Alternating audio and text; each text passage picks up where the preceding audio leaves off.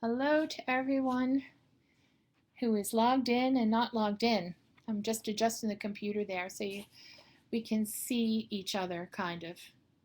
You can see me, but I can't see you, unfortunately. It should be two-way. Thank you for the sound and vision check, Brother Sean. So we're all here today, and I still have my candle lit. It's kind of like burned down a little bit, burned down on the side and everything. This is from prayers today. So this is the peace candle that's lit. And of course, we always dedicate all of our presentations and all of our offerings to the spirit of peace.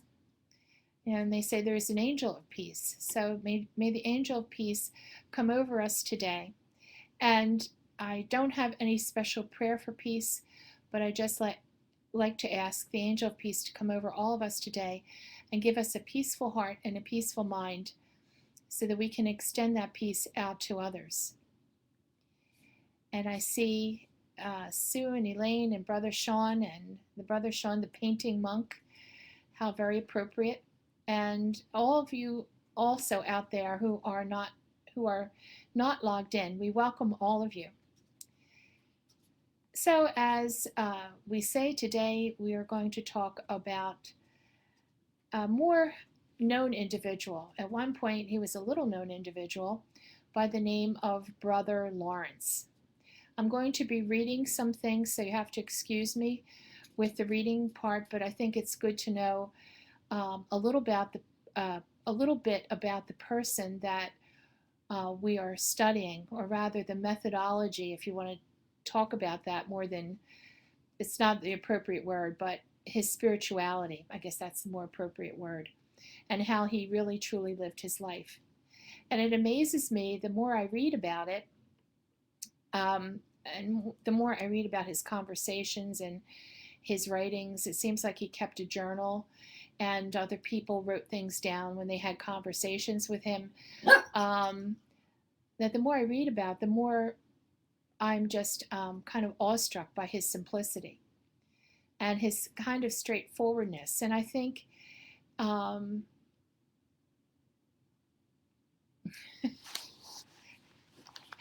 and I see Elizabeth is here on her other computer. Hello, Elizabeth.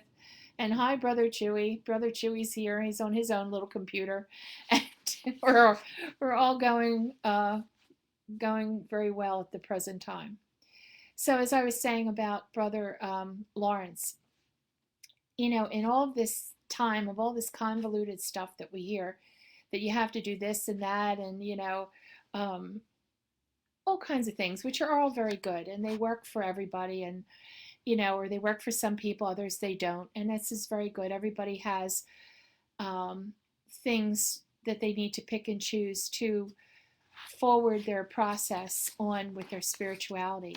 But I almost said Brother Sean, Brother Lawrence has such a straightforward simplicity to his life and his teachings, which were not even teachings. I mean, he didn't go out to teach anybody anything. He just really talked to people and told them how he lived his life, and what he basically got out of it. So I mean, that's wonderful.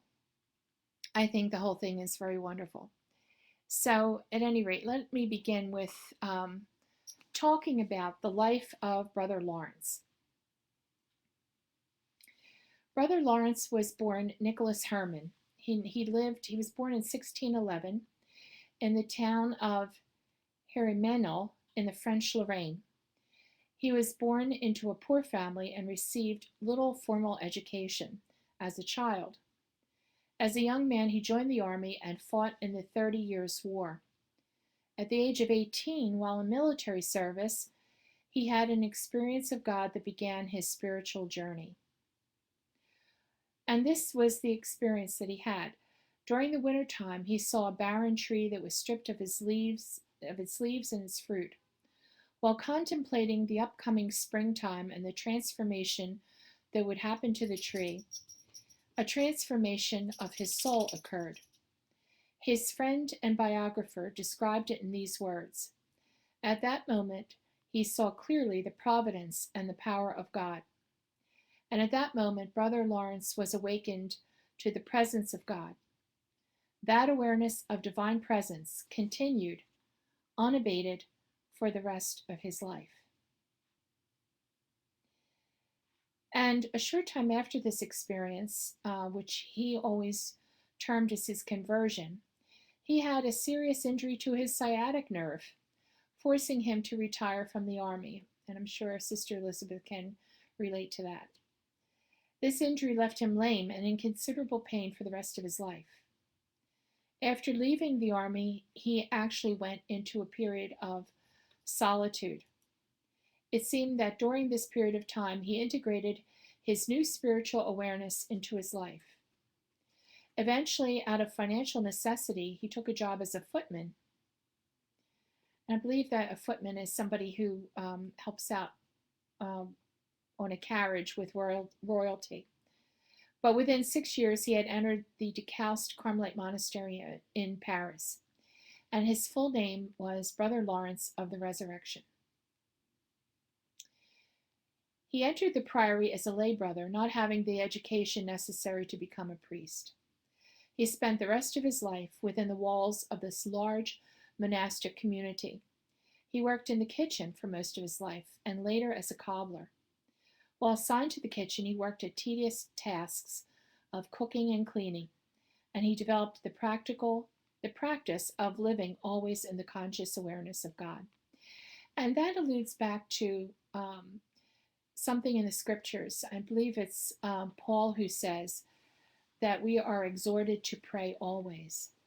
While by having this constant practice of having the presence of God with him, Brother Lawrence, in fact, did pray always, because what is prayer? It's communion with God.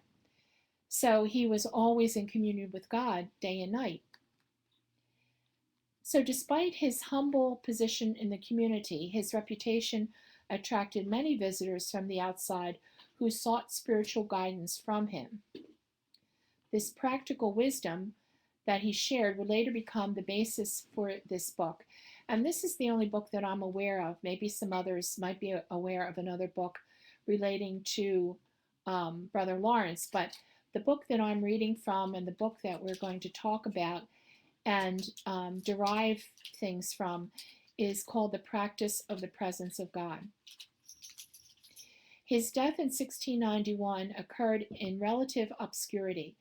He was a lay brother in a monastery, like all lay brothers in a monastery, and there was nothing really that special about him.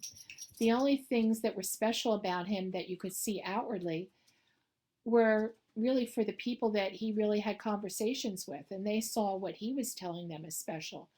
But the rest of his brothers, I'm sure, didn't really see anything that special about him. They probably didn't even hardly notice him.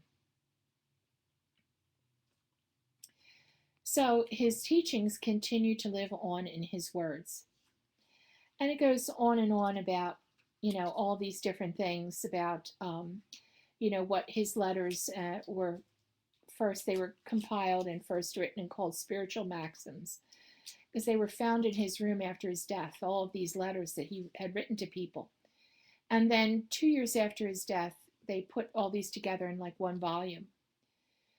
The practice of the presence of God is not just something that is for Roman Catholics, even though he came out of a Catholic monastery. It's something that really all different faiths have picked up. Various denominations of Protestants have picked it up. I even heard of a Jewish man speaking of it the other day, the practice of the presence of God. And so it's something that really, like I said, is universal in its appeal. And so the first conversation that I'm going to allude to is a conversation that this particular gentleman, that we don't know the name of this gentleman, that had a conversation with Brother Lawrence. And he said he first met Brother Lawrence in August 3rd of 1666.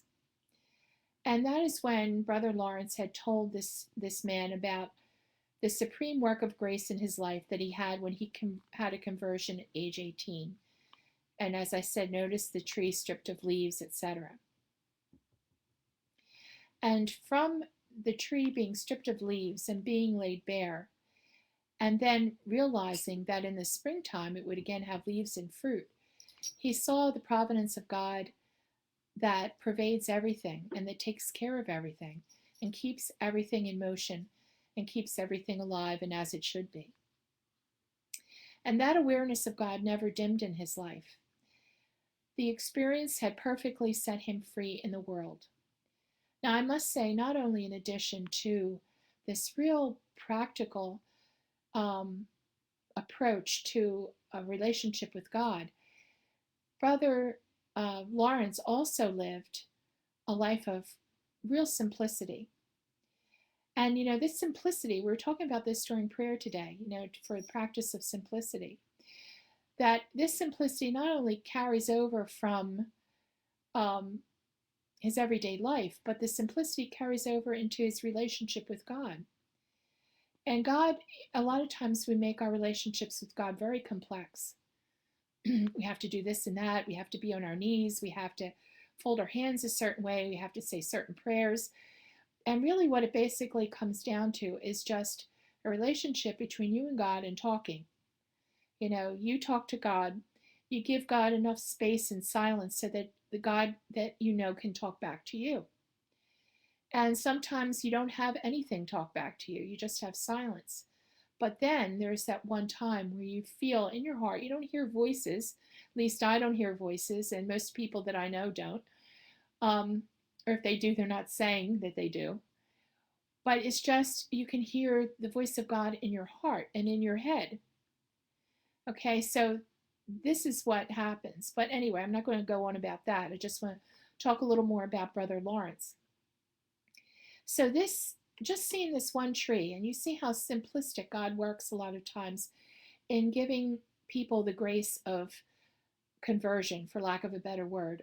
And when I say conversion, it was his way. It was for Brother Lawrence. It was his way of turning from the world of material things. And material things are good, but not as a priority, and then turning to God. So that's what the conversion was. You're making God a priority in your life. So, as I said, prior to a monk, Lawrence was a footman in service to Monsieur Fubert, who was a treasurer. And Lawrence always described himself as a big, awkward fellow who broke everything. When he originally entered the monastery, he thought he would be made to suffer for his awkwardness and his faults. In this way, he hoped to offer his life and all its pleasures as a sacrifice to God. But God had disappointed him. He had found nothing but contentment in the monastery. So he thought he was going to have a life of suffering, and he thought in this way he would offer it to God. Because remember, years ago, a lot of religion and a lot of spirituality was based upon suffering. You gave your suffering over to God and you asked for more suffering to give over to God. However, he had nothing but happiness and contentment in the monastery. And we will, through our discussions about Brother Lawrence, we will see why. He said that we should establish ourselves in a sense of God's presence by continually communing with him. He said it's shameful to abandon this divine communion to occupy our minds with trivial matters. We should feed and nourish our souls with high thoughts of God, which yield us great joy and devotion to him. He said we ought to awaken faith, and it is regrettable that we have so little faith. He said instead of living in faith daily, people amuse themselves with religious devotions that are constantly changing. He said the way of faith is enough to bring us into the high degree of perfection. So what he's saying basically here is, it's good for us to have faith. And what does he mean by faith? Well, really, he means faith in the providence of God, that God will actually take care of everything in your life. It's a surrender to God. It's not one of these things where we're constantly praying, say for Catholics, we're constantly praying the Hail Mary constantly. He's saying the devotions are good and they can lead you to God, but the best way of going to God is just by having faith in your relationship with God, by having faith that God loves you and you love him. And I'm saying him, but we know that there's the female aspect to God as well. So really, that's what he's talking about. You can say all kinds of prayers, you can say all kinds of mantras, you can say all these things, but the basic underlying factor in all of this is just having faith that there is even a relationship between you and God, and just acknowledging that. So he says we ought to give ourselves to God in both mundane and spiritual matters. We should seek our satisfaction only in fulfilling his will, whatever that leads to. He said all things are equal to a soul truly surrendered to God. Now that is a big statement, that all things are equal, because you're recognizing and you're having faith again that this God whom you have a relationship to is actually a God who cares for you and is not really going to give you anything that is evil or bad or anything of that nature. That everything, as they say in the Bible, works out for the good, to the good for those who love the Lord. So you're basically having this kind of a relationship with God that no matter what happens, no matter if there's good times, there's bad times, whatever, everything is equal because you have faith in your relationship with God. He says there needs to be faithfulness in the dry seasons of the spiritual life when we feel distant from God and find prayer burdensome. At such times, God is testing our love for him. Those are the times when we should surrender ourselves to God. If we do this, it will result in spiritual advancement. So he's saying that actually, and many, many spiritual people, saints and other spiritual people and other various denominations, religions, traditions, etc., say that there are times when we feel God is really close to us, and they're the really high times. But there's the other times when we feel God is far away. And God puts a kind of testing there to see if we will go along in the relationship with him, whatever may happen. So that's a testing that if we go with it and we stay with it and we still believe and we still have the faith that God is going to always be with us and he's always going to love us no matter what, if we stay with that, even if we feel that he's far away and we feel that in our hearts, then that leads to a spiritual advancement, and it actually increases our love, our relationship with God. It actually manifests a greater relationship with God. Brother Lawrence said he was not surprised to hear about all the sufferings there are in the world. On the contrary, he was surprised there were not more, considering the malice sinners were capable of. He prayed for them. He prayed for all the sinners of the world, for all the people doing all the bad stuff in the world, the murderers, the robbers, whatever else was going on. But he knew that God could change things whenever he wanted. Therefore, after praying, he gave it no further thought. And to me, that was a very interesting statement. That he prayed, and as he surrendered his life over to God, he also surrendered all of these other people over to God. All these people, strangers in the world, all these situations, all these things he just surrendered. He prayed about and surrendered to God, and then he forgot about them. It's not like he forgot about them to the point that they didn't exist, but he just didn't obsess over them. I don't know about you, but many times I have obsessed over things. I have prayed and then I pray again and I pray and I pray and I pray. Oh, please, please, please. Oh, God, please do this. Please do that. Please help me with this. And I don't just give it over to God, realizing, again, which goes back to the original thing we talked about, the faith, that God really cares and loves you, really cares about you and loves you. Okay? I just kind of want to torment God and constantly obsess over it. And I'm sure that maybe some of you here might be the same.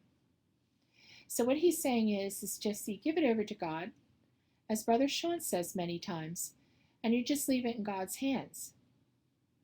Once in a while you can think about it. I mean, we are human. We're going to think about the situation. But we're not obsessing over it. And obsessing over it shows that you don't have faith in God's love and God's providence for you. So it's sometimes a hard concept to get into your lives, especially if you are worriers. You worry about things, which is another whole other issue.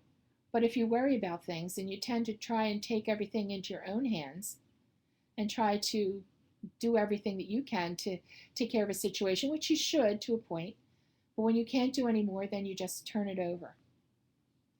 He says to arrive at such surrender to God, we should pay attention to the human passions that mingle with the spiritual desires within us. So again, I liken that to when you say human passions, like all of these things that well up in us, the worry, the concern, the this and the that are human passions that mingle with spiritual desires. On one hand, we're like, two people. On one hand, we desire that we can just give things over to God and let God take care of it. On the other hand, we're people that worry about everything that comes along. And God then gives us insight concerning those passions to those who truly desire to serve Him. So that's what God does for you to try and advance you further in your relationship with Him. It's all about relationship. When you really get down to it, you can have all the ritual and all the this and all the that. But really, when you get down to the real, as they say here in the United States, the nitty gritty, okay, when you get down to the basics, okay, it's just about relationship. And that's what it really is. You having a relationship with God and God having a relationship with you. Brother Lawrence said if it were his intent, if he's talking to this man now, I'm sorry. Brother Lawrence said if it was this man's intent to sincerely serve God, that this man could visit Brother Lawrence as often as he wanted without fear of being a bother to him. But if this was not his intention to sincerely serve God, the man who came to see him, I should not come to see him again. So again, you see, Brother Lawrence is a really practical person. It wasn't like he was it seems like he was giving spiritual direction to this young man or older man. It doesn't say how old he was. But he basically said to him, if your intent was to serve God and you're truly seeking, what I have is my spirituality and what I have is the wisdom that I have for myself, you can come to see me as often as you want and you'll not be a bother to me. But if you don't want this, then you don't have to see me again. And it wasn't bothering him that he didn't have to see him again. So it's really amazing to me. Again, you see this real basic simplicity, this wonderful simplicity that Brother Lawrence not only has with God, but he also has it with human beings. He can basically take things or leave them. It's not like he doesn't care about the person, but he doesn't kind of let it get under his skin and let it fester and then go to worry and go to this and that, which so many times we do. So time and time again, this is basically the last thought that I'm going to have for you, but time and time again, we're going to, as we get deeper into Brother Lawrence's spirituality, we're going to actually see practical implications that he has used to actually imbue in himself such a relationship with God that it never left him, that he was always aware of God's presence, no matter what he was doing, whether it was at times of prayer or when he was washing dishes in the kitchen or preparing meals or scrubbing the floors or answering the door, anything. He just saw everything as being in the presence of God, and he really didn't see the times of prayer, the formal times that a monk has to do every day, which are beautiful times. He didn't see them, though, as any different than him washing the dishes or scrubbing the floor, because for him it was all one big prayer. It was all one continual relationship. So that is the beautiful point that we're going to bring across when we talk about Brother Lawrence more and more. And we're going to put it in a very concrete fashion. And I do have a little bit of homework for you this week. And we'll see each other again next Wednesday and talk about the same things. And what I'm going to do as a practice to give you is to say a prayer to God about a situation or a person. And then you surrender it to God. Think no more about it until you receive a blessing, until that situation or that person receives from God what is necessary for him to receive or her to receive. So I just really have no more to say for today. I just wanted to go easy on this for today, and I don't really think that we need to spend necessarily an hour on this, because I think what we are wanting to do is to take what Brother Lawrence is telling us and to have it as a very practical method of spirituality for us. Again, simplistic. We don't have to get into big, long things, discussions. So that is your homework for this week, to pray and to surrender whatever it is that you're going to pray about to God. It doesn't even have to be that you do it every day, just one time, and then wait for the blessing that God has in store for you. So, as I see that Brother Sean is writing on here about that Amazon has The Practice of the Presence of God by Brother Lawrence. And I don't know if you have Kindles in the UK or something like that, or Kindles in the, we have them in the United States. You can certainly get Brother Lawrence's book on the Kindle form for nothing. Okay, so you can have it on Kindle form. So there's many ways of getting it. It would be nice if you could just read, along with me. I just went to the first chapter right now, but we might touch on 2 or 3 chapters for next week. It depends on how far we can get. But as I said, we want to keep it simple. We don't want it complex. And we definitely want to have a little practice of the presence of God as we go along by doing it ourselves. It's lovely to read a book, and it's lovely to read the things in the book and say, ooh, and ah, and how wonderful this is. But it's a whole other thing to actually do it. So we want to actually do these things as we're reading them. So that's all I have for you today, and I hope that you have taken a little bit of it into your heart. Take it into your heart and mull over it and think about it a little. And think about this is just, something that you might consider as a practice in your own life. Brother Lawrence has a lot to teach us in his simplicity. So thank you for being here today, and I hope to see you again next week as we continue at this same time, 3 o'clock Eastern Standard and 8 p.m. GMT. I hope you all have a lovely evening, and we'll be here again, hopefully all together. Thank you again for being here, all of you, and namaste.